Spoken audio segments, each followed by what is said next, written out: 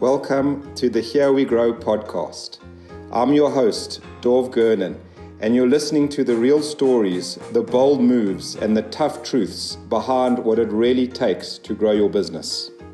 Today, I have the privilege of being joined by Zanta du Plessis, who is the founder and CEO of a remarkable business called Isabella Garcia.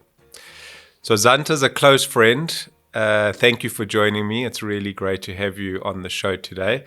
We met during our YPO training a couple of years ago, and I've had the privilege of being in your YPO forum and having a front row seat to watching you as a business leader, CEO, succeed in scaling your business, Isabella Garcia, all while being a successful wife, mom, daughter, friend, community member. And I'm really excited to hear a little bit more about how you've managed to do that. So Zanta, a warm welcome to the Here We Grow podcast, and thank you for being here. Thanks so much, Dov. So take us back to, I think it was around 2010 when you started the business. How did the idea come about?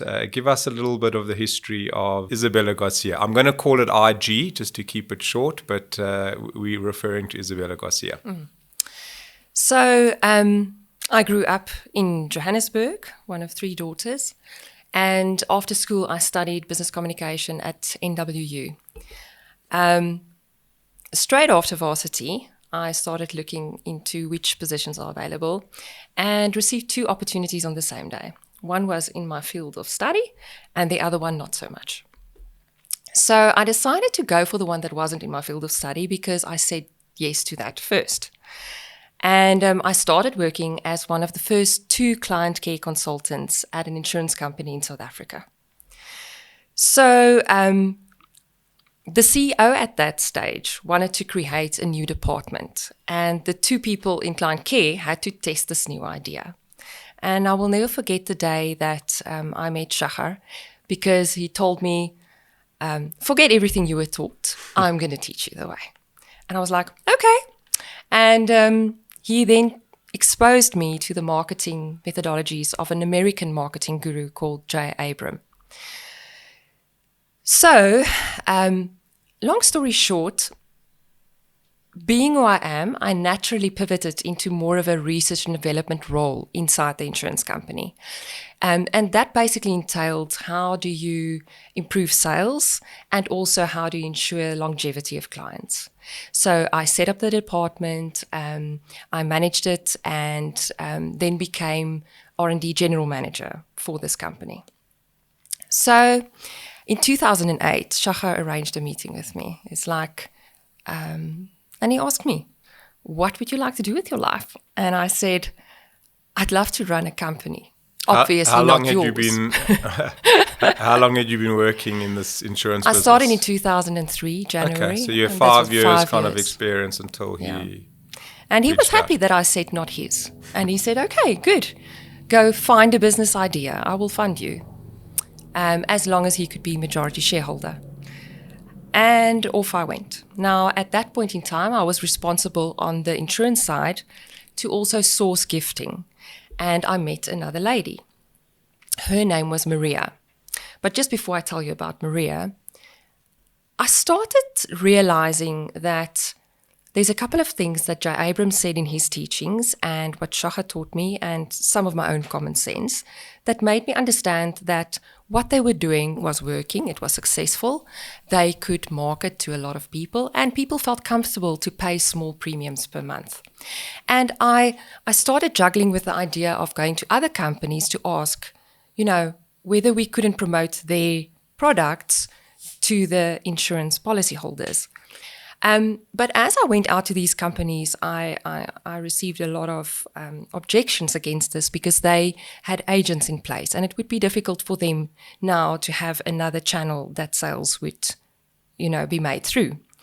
So by the time that I met Maria, who owned a company that was focusing on cosmetic gifting,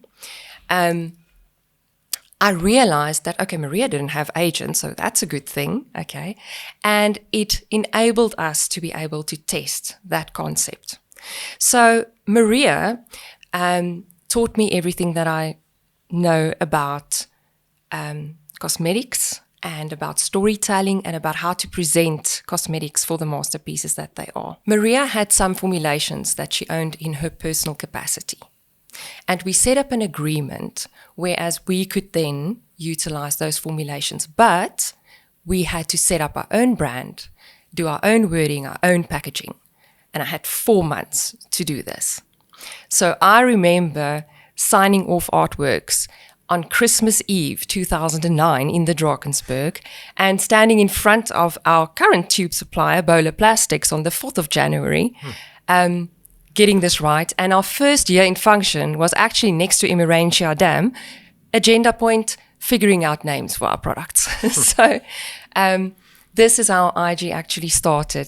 And what's fascinating, and thanks for sharing that, is that, you know, you kind of had this unlikely bedfellow, you know, this unlikely combination of insurance and using data and actuarial models to make decisions, combined with this very kind of emotional, subjective, non-data driven thing, which is beauty. And I think that's really been, you know, at least from my perspective, the success of Isabella Garcia is that you don't typically see these two type things coming together, but you've managed to find the positives out of both of them to really create something which is quite you know, special and unique in the industry.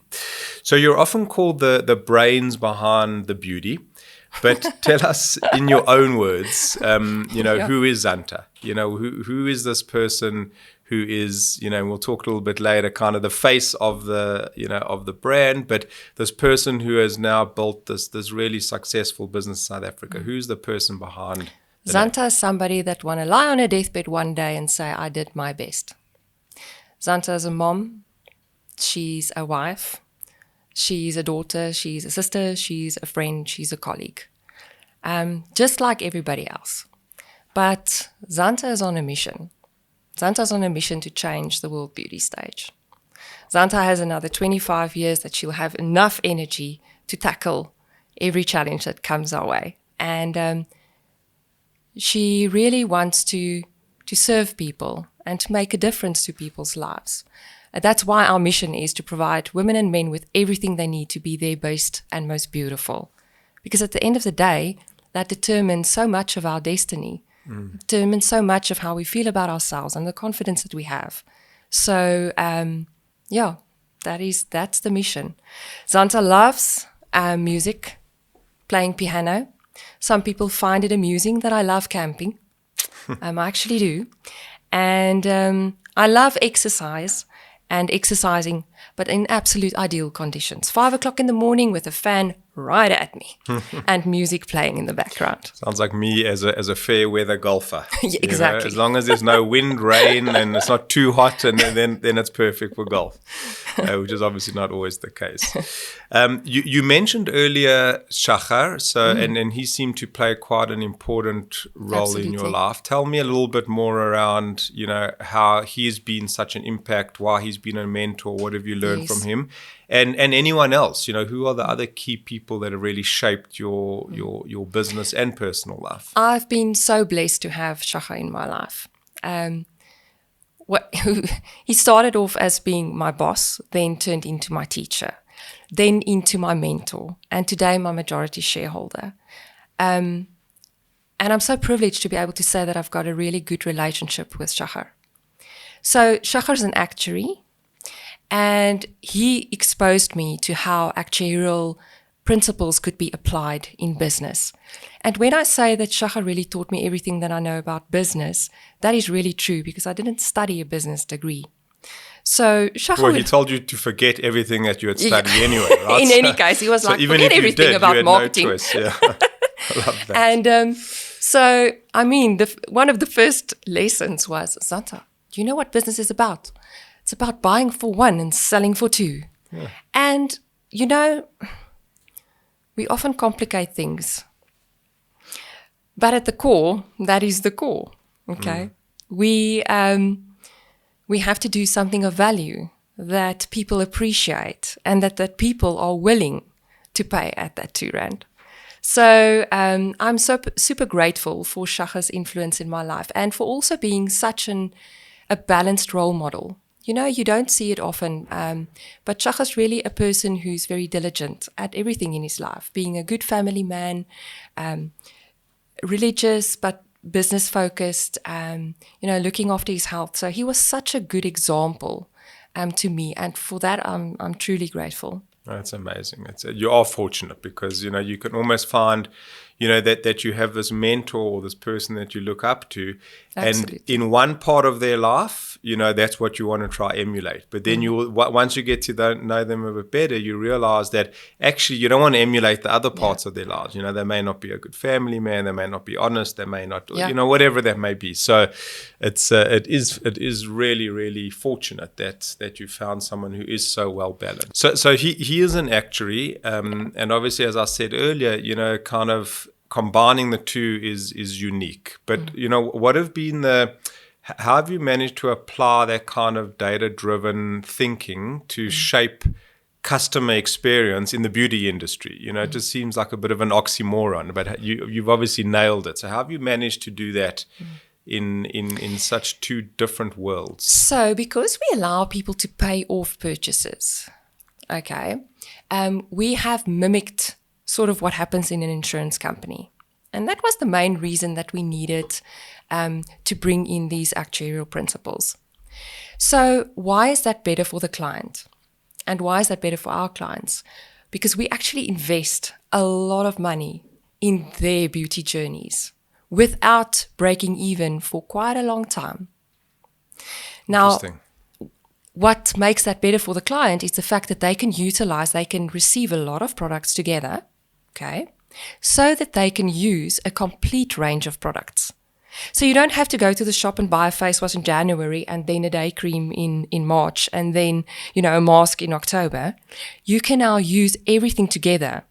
And in that way, they can benefit from that, but that leaves a responsibility on our side because we have outlaid a lot of money in terms of those initial expenses, and people don't have 100% paying back behavior in South Africa. So we have to make sure that we manage it responsibly so that we don't land up selling a lot of unprofitable business. So I think what actuarial data gives you is data on a very granular level.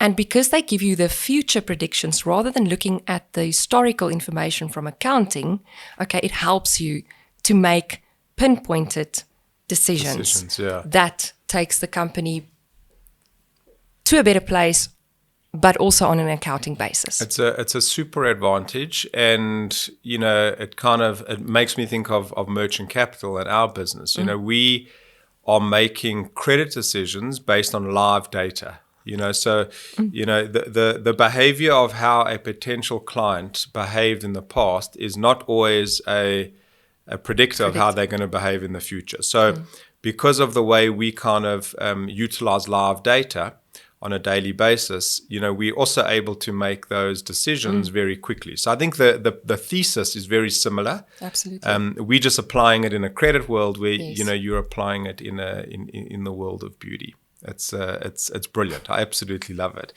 So Zanta, you're a woman leading in two very different worlds. You've got kind of this, as I said earlier, this kind of creative, emotionally driven beauty industry, and then the highly analytical world of being the leader and the CEO of the business. And the growth has been just absolutely astounding. I think now you're employing over 300 people, and you can remind me how many customers you servicing every month, and how many debit orders you're collecting. It's actually mind-blowing. But how have you really kind of balanced these two skill sets? Because again, they're very different. They're very different. And normally what you would see is that you would have one person in the business who is the analytical, show me the data, let me make decisions. And you have the other person who's kind of the outwardly facing, let me create the story, the brand, the feeling. But you seem to have both. How have you managed those two? I just love to see this love story unfold between the beauty and the business beast, okay? And I'm so grateful because I am very balanced in both areas. From past personality tests and things like that, I'm split 50-50. At the end of the day, it really doesn't matter to me where the progress came from. I can be super happy if I see amazing stats, okay? And I can be super happy if I see beautiful artwork and the new launch of products, okay? Now, this is the beauty about this industry.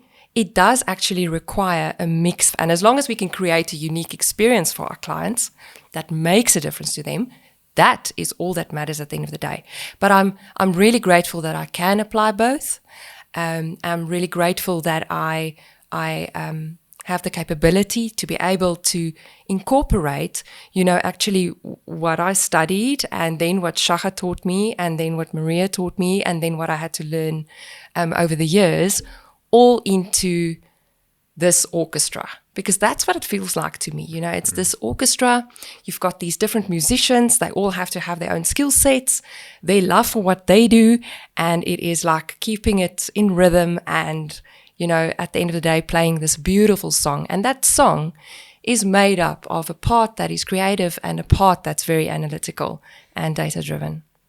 And have you, what's even more spectacular is that you've managed to do all of this by also being this incredible mom and daughter, family member, etc.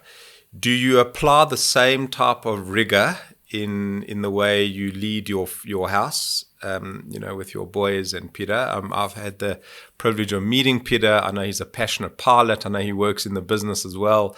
It would be also interesting to know how you've managed kind of the kind of not taking the talk home, to the dinner table. I think our listeners would love to hear that, because family and business is always can be very rewarding, but can be quite challenging.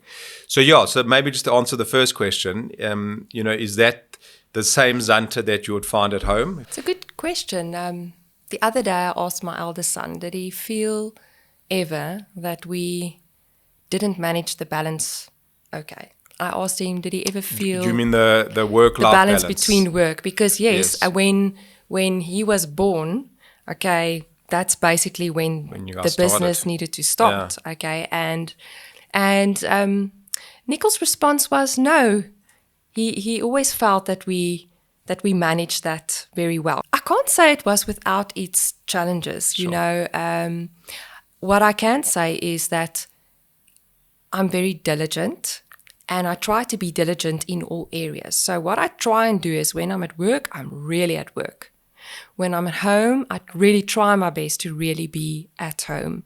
And I have to organize my household and my life so that I can then actually focus wholeheartedly at work. So I do make sure that I've got enough resources to help me in order to do that. And so it is a balancing act, but really, really grateful that it turned out that I could balance all of it and feel pleased with the result, not having to give up, your marriage or your relationship with your kids. In order to be able to run a business. I read some of those biographies, and I'm always so sad when people have to give some of that up. Yeah, I think what you've managed to do is the exception rather than the rule, because very often, as we spoke about it on a previous podcast, the whole work-life balance thing, when you're the leader of a business like this, it actually doesn't exist. It's almost impossible, And it typically comes with compromise, and that compromise may be, again, you read these books or you listen to these podcasts. I didn't attend one of my kids' sporting events, or I was just always away, and it's like it's quite sad. And the fact that you've managed to do both, and your 18-year-old son, who at that age I'm sure would be pretty honest, said no, it feels good. And then just maybe lastly on that, any kind of views or stories on how you guys have managed the family dynamic within business? Has it been all positive and additive? And would you do it again? Absolutely. Okay, well, I think that's the litmus test, right? There's so Peter oversees the logistics and some of the manufacturing for us. So there's nobody that I would trust more to do that. You know, and trust is a especially big when thing. there's things that's not part of your main skill set. You know, I'm not an engineer, and I'm not, you know, so So it's very complementary. it's the very skill set. complementary, Yeah. yes. Okay. And we don't see each other because we don't work at the same premises, which I think is a blessing in probably a thing. disguise. Yeah. We have very similar personalities, but we are skilled in very different areas. Luckily, our foundation in terms of integrity and in terms of work ethic and in terms of precision is, you know, matches each other. And I think that is very important. Yeah, I think that's a big takeaway, at least for me, is that, you know, you obviously run the risk by getting into business with friends, family, Absolutely. whatever it is, that potentially if things don't work out, then you risk that relationship. Yeah. The flip side to that is that there's no one else who you would trust more. And in business it's you know, trust, loyalty, integrity, alignment of core values, and the way you want to treat people. That is actually so important. You know, so if the person that's in that position, you know, has that, otherwise, you know, you wouldn't have that relationship with them. So it It's a doesn't come blessing. without the stress. I mean, we're busy with a big system deployment, and that's been very, very taxing on us. But it's also, you know, these things form us. These things grow us. And as long as we learn from these experiences, I think that's the most important. So Zanta, can you share some of the entrepreneurial lessons that you've learned along the way? Dov, I think I'm going to write a book about this one day. We've learned so many and are still learning some lessons along the way. I've got, however, one rule in the company. And that rule basically says we try and do it once. If we make a mistake once, we try not to do it twice. So the first thing that I think is the most important thing for any entrepreneur to do is to take action. One of the first tapes that Shahastal gave me, I think that's how old I am, was of Tony Robbins. And he says power is the ability to take action. Even if it's the wrong action. As long as you learn something, that's invaluable. The second thing that I learned is no one knows, including me, what will and what won't work. So your best way of finding that out is actually to do small-scale tests where you don't take a huge financial risk, and you can then see whether it's viable or not. The third thing I would say is the data speaks. You have to really listen carefully, and you've got to make sure that you receive those numbers and stats timeously, and that is accurate, but it will give you clues on what to do next. And lastly, I could learn and see firsthand how much better the chances of success, the probability of success is when you focus on a startup versus a setup. So just to explain a little bit there, a startup is when you only have a good idea.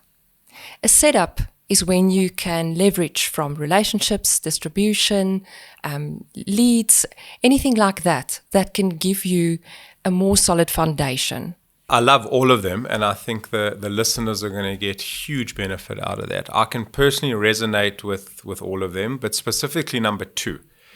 You know, we call it test and learn. Yes. And I think as business owners, and even being kind of A-type personalities where you're used to controlling everything, you want things to be perfect before you go into market. And that's certainly a lesson that we've learned, is that you can almost be 80% good enough, and then just test and learn and be agile and iterate, and you'll get much further that way by waiting for things to be perfect before you ship. And it's a thing that I think a lot of early stage entrepreneurs don't get right. You know, they think they needed to have everything to be perfectly polished and ready to go. Just get it out there. Test and learn, experiment, learn, fail. And that's the way you're actually going to refine the product. But it's fascinating what you're saying there, and it's so true. People get stuck on this one idea. But I mean, if you read like the Netflix book, they started with something and landed up doing something completely Totally different. Yeah. Okay. And all businesses goes through those phases. So I always like to end the podcast with the same question, and I try and ask my guests the same question every time. It really comes off a cliche. When you're 80, what are the things that you hope to be the most proud of? What are the things that, from a growth perspective, that you would be the most proud of when you look back for 40 years or whatever it may be over your career? So to me, one day, I really just want to feel that I did my absolute best every single day. At that point in time, I want to know that I took on the opportunities that came my way with both hands and everything that I had in me, and that I'm still thankful for God's grace every day. So to me, I just want to feel I did my absolute best. Great. I love that. So Zanta, it's been an absolute pleasure having you on the show. I think you're an inspiration not only to all the listeners, but I think to the women business leaders out there. I often see it with my wife, Kelly. I see it with the other women in Merchant Capital's business. I often don't know how you guys do it, because the juggling of, building a business, being so present, being so successful, but at the same time being the CEO of the house and managing the kids and everything else just boggles the mind. So I hope that, the women listeners get a little bit of inspiration out of this talk, which I'm sure that they will. And really appreciate you being so open, honest, and being on the podcast. Thank you very much. Thank you so much for having me. Really enjoyed it.